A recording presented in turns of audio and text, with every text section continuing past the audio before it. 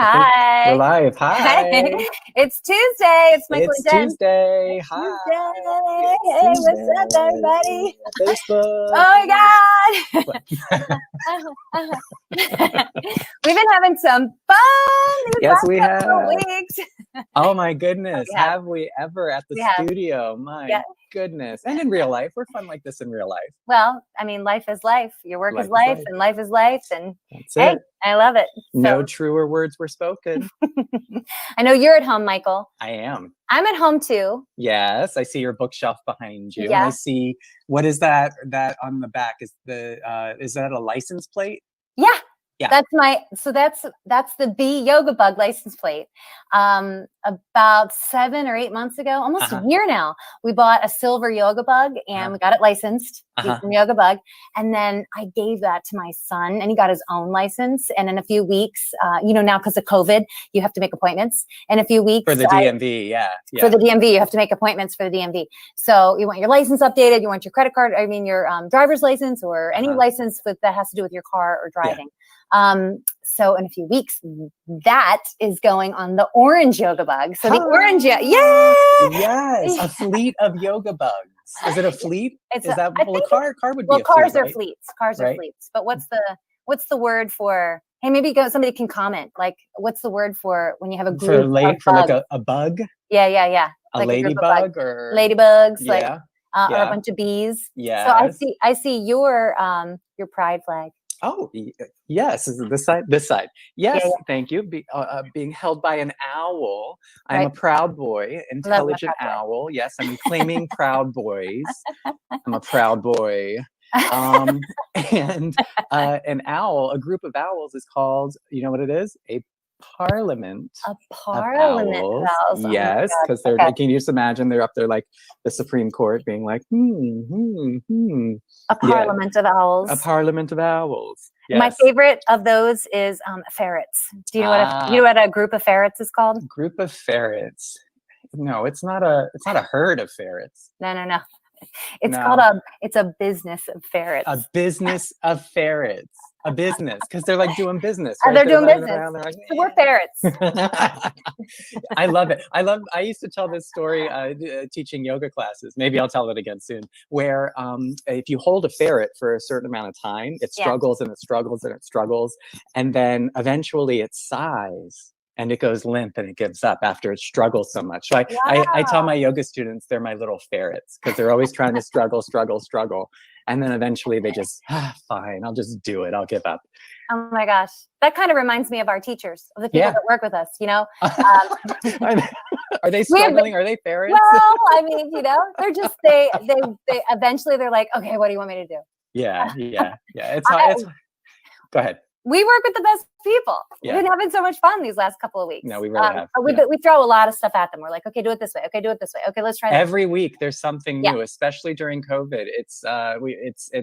It's adjusting a computer system, or it's doing a commercial like we did recently. Oh my gosh, our commercial. Have you guys seen our commercial? I don't know if they have. Okay. I think it's the post before this one. Yeah, I think is where it is. So if you want to watch the full commercial I don't know, is it down or is it up? That way. It's that way. Is it sideways?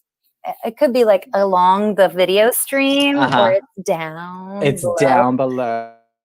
So don't watch the commercial first before you watch this video out there. Come back and watch this live. Yeah. So because we're going to talk about some of the secrets behind making the commercial. That's right. How did we do it? So Jennifer, what prompted you to greenlight a silly project like this? What happened in your head thought process to make this happen?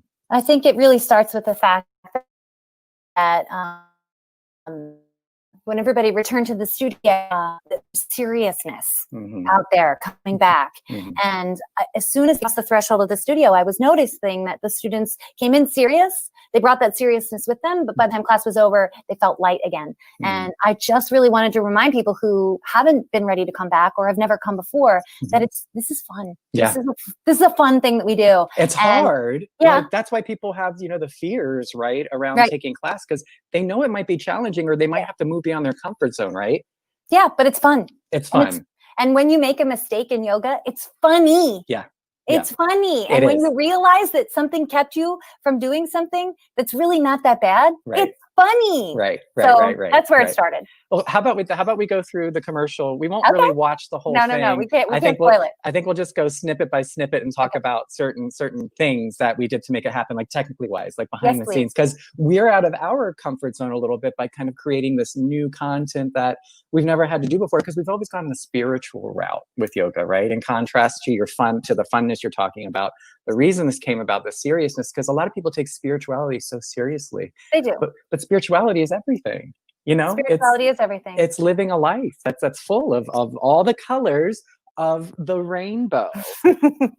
And so I think nothing excluded. Nothing excluded, honey. Everybody, right. Everyone included. That excluded. is right. That is right. And spirituality, you know, discovering your spirituality is a joyful process. And it's also, you know, like becoming yourself is painful, but also fun. Painful because you have to like look at yourself in the mirror. Oh no, society demands a lot from us and we live by those rules. I mean, it's important to stop at stoplights. It's important to pay your taxes, but it's also important to really be open to the fact that you aren't what society says you are and that you're something else. And that spiritual connection, connecting to your spiritual being might open that up. Wow. And why not laugh? Why not laugh at all these rules? Yeah. Listen to that. Yeah. Let's watch this video. I can't wait. Okay. So I think we do this. Ooh, yes. Oh, technical technology. So this is the sign that we have up outside, right? Yeah. So I think Alexandria. the Alexandria. This is what they call like a setup shot to kind of give you like the idea of where you are. Yeah, where are we? Because you need to know about your environment, you know, to set up the story, because this is ultimately about storytelling.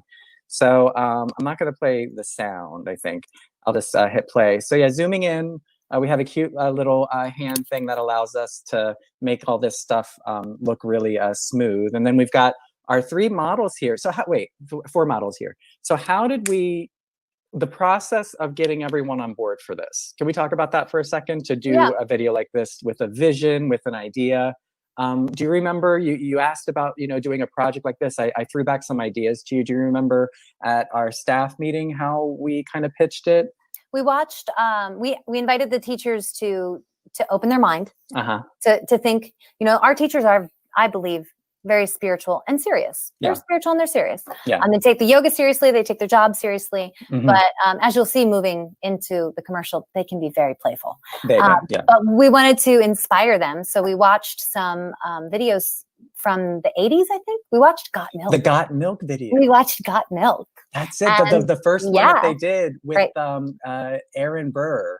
Yeah. And who the question, the caller calls in and says, who shot Alexander Hamilton? And the guy's sitting there with cookies in his mouth or brownies or whatever he's eating. And he can't talk. And he can't talk. And he gets this phone call. But he knows like, the answer. This is a $10,000 question. You got to answer it now. And he tries to pour some milk out to be like, wait a second, but you can't understand what he's saying. And he's like this Alexander Hamilton, like aficionado, like he knows everything about. He's in a library or something. Yeah. And then of course, you know, the funness of the commercial is that he didn't have the milk.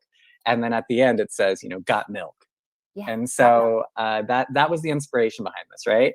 I think we watched another video by Adam W. Is that his name? That's his name. He's a big influencer out there. He's a lot of fun, and I think he was the one we were trying to emulate more. Yeah. With the dramatized music and how bad could this scenario get? So I think it was a combination of those 2 ideas. So let me go back here to the video. Something like being in your head with him, like being all in your head. It's not like what you're imagining in your head.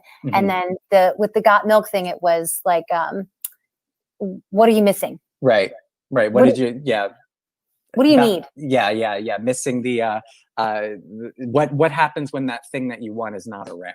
Right. Kind of thing. Right. Right. So this is the setup shot moving in. We have our lovely models doing yoga. We got Felicia there. We had to do a couple takes with Felicia because the audio, like doing audio and then doing video, they're almost like 2 separate things that you have to kind of do separately and then bring them together and try to make sure they work. So this was our attempt at doing that, where you know, a lot of this stuff, half this stuff she says live, and then the other half of the stuff is either dubbed over or it's she's speaking over another shot like a voiceover, but it sounds like she's still teaching in the room right there. Exactly. So that was an interesting thing that we had to learn about filmmaking. And by the way, if there's any filmmakers out there, I'm sorry if we're embarrassing ourselves. We are just so excited to do something fun like this that we just dove right in. And if there are any filmmakers out there, you cannot have Michael. He's mine. Oh, that's sweet of you to say, Jen. Thank you so much. Yeah, we're the sweetest. That is true. Very much true. So here, I'll just scroll through a couple of things. I think you want to get to the special effects. Oh, I love it. Okay, yeah. Good. So, throughout the course of the video, things happen. And then what we're looking for is this special effect right here. Sorry, that's a little risque. Maybe I shouldn't show that. That was an outfit ripping off, right? Yeah. That was an outfit ripping off, and Bethel was such a sport about it. They all were. I mean, to pitch an idea to say, Bethel, your clothes are going to rip off. Right. And then try to rig that, try to figure that out. She was like, okay. She's like, okay, I'll do it. Okay. And you were like, okay, you put your seamstress hat on. Yeah. And you got out there and you said, okay, this is how we're going to do it. And we crowdsourced, from some of our professional friends about how we do this. We did. And we asked for help. My friend Eddie out in Ohio, he works for a theater company called Short North Stage. And he was the one who gave us the initial idea of how to kind of rig this thing. Right. And then we kind of made it work, for us. So I sent him the video and he loved it. He thought it was very clever. I'm so glad. I know he did an online video. He did a show with a famous drag queen, Nina West. They just did a musical theater production called When Pigs Fly.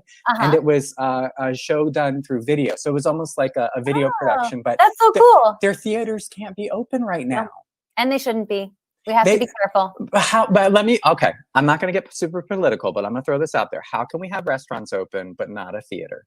I think that the theaters can't be open because my guess anyway, is because the way you project your voice when you perform. But there's ways that they could. I agree. They could I fix agree. that. They have to figure it out. How to do it. I mean, I've seen those masks that you can put over you. Sure. And then you can have a microphone underneath it. Yeah, and they could appropriately distance across the stage. They could stage things completely differently. They just have to figure out how to do it. I think it's about keeping the actors safe. It's about the safety. It is. It's about keeping the actors safe. 100%. And honestly, and we tried to do that here with this video as best we could. We did. And we made sure that, people were far apart. If someone had to take their mask off quick for a scene, they would put it right back on. Right. But everybody was still far enough apart. We had that long stick to be able to shoot the video. So we kept had Carrie there, holding Carrie there so that we could go wash our hands if we touched anything. I mean, we did good. We do. We definitely know how it gets done. We tried to figure it out, on a very amateur level for video production. We did. We tried to figure it out. So don't be scared out there to try to, do things safely, but keep doing the creative stuff because the arts are taking a huge hit right now. I'm so happy to hear it that people are doing creative stuff with what they can. And they need to. That we need to keep the arts moving forward because right now everything's just pulled back. It's gone virtual, which is great, but there's got to be a solution. They got to figure something out for that. So, because we want to be together. We do. Because being with other human beings is a very healing experience. When you sit in a theater and you watch a show and you all are feeling something together at the same time, and everybody reacts to things differently. But when you have that moment, when you're watching something and there's a feeling, you can feel it wash over the audience. Yes. You sense it, your sixth sense, your super high-tuned ways of perceiving the world pick up on a moment. And that's a healing experience for people. It is. I went to see Bikram 12 years ago. And I went to see him because I wanted to meet this man. But when I stood in his presence, that's when I knew I wanted to be a teacher. And it wouldn't have come to me otherwise. And I think that happens when you're in your chair watching these performers. You imagine that you could do that. And a lot of times you're sitting on your couch, you don't really think like, I could do that. But when you're with people, you imagine or you also take it in how much work it is to be a performer, and I want to support it. It's a hustle. It's a hustle. You got to hustle, hustle, hustle when you're in the performance industry, because there is no job security. This is not a government job. This is not something, as far as performing goes, where you know where your next contract is going to come from. You jump from show to show to show, and you are the hot thing for about 15 minutes, and then you're not. And then you just have to figure out how to manage all that. It is not, performance is not for the weak of heart. No, it isn't. And neither is running a yoga studio. Let me tell you.